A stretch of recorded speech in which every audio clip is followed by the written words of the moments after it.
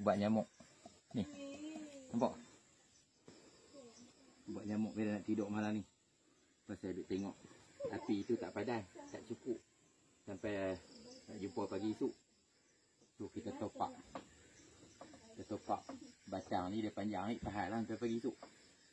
Jadi tujuan kita mai duduk dalam hutan ni, kita berasak ni, serangga-serangga nyamuk-nyamuk dia lari. So selesa sikit kita duduk di dalam.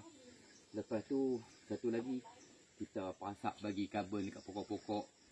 Lepas tu kita bagi tahu kat jiran kata kita ada. So satu benda yang wajib lah. Apabila kita mai duduk dalam hutan, kita perasak bagi duduk berasak tu kan. Dia banyak kelebihan dia. Kalau serangga kita nak duduk di dangau pun nyamuk-nyamuk dia lari bawah sak. Serangga-serangga kacau pokok-pokok, buah-buah kita pun lari. Menatang-menatang pun dia tahu kata ada orang. Lepas tu jiran-jiran kita pun tahu kata kita ada.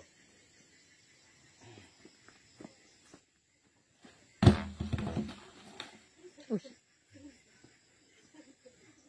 Tak patah. Mereka boleh patah.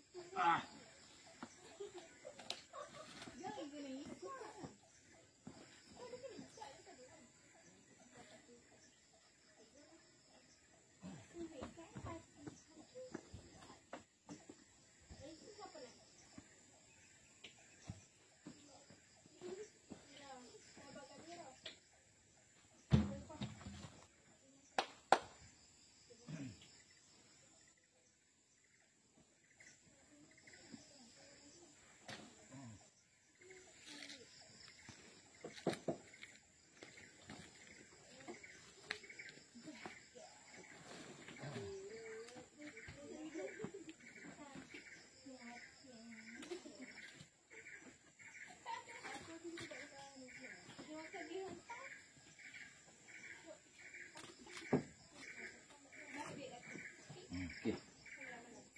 Tahan sampai itu.